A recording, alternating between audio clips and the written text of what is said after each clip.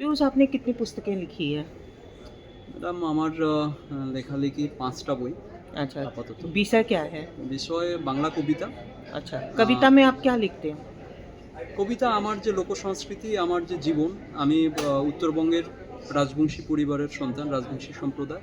তো সেখানকার যে রাজ ইতিহাস, হুম। ঐতিহ্য, সংস্কৃতি, ভাওয়াইয়া, লোকপুরাণ, কুষাণ, দোতারাডাঙ্গা, পালাটিয়া, বিভিন্ন যে লোকসংস্কৃতির প্রবাহ তাকে তুলে আনি আমার লেখায়।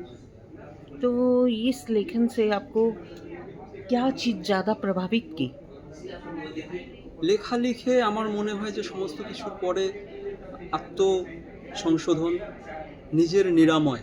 আমি হুম। নিজের নিরাময়ের জন্যই লিখি এবং লেখাকে আমি মনে করি হোমিওপ্যাথি যে ওষুধের মতো মনে করি, যে মানুষের মধ্যে খুব তাড়াহুড়ো করে তো একটা লেখা কোনো পরিবর্তন আনতে পারে না।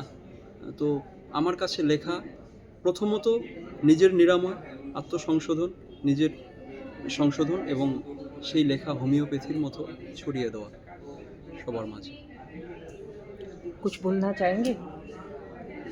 আমি ধন্যবাদ জানাই ভারতীয় ভাষা পরিষদকে, এখানকার ডাইরেক্টর। हाँ, ये जो সভাপতি। सम्मान मिला इसके लिए आपको कैसा लग रहा है?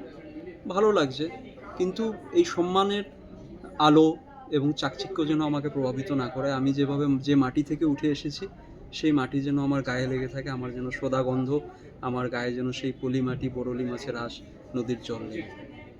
धन्यवाद पीयूष दा, आपकी ये बातें मैं दर्शकों तक ज़रूर पहुंचाऊंगी। मुझे भी अच्छा लगा कि आप भारतीय भाषा परिषद आए और आपको कर्तव्य युवा सम्मान मिला। और क्या चाहिए? Thank you.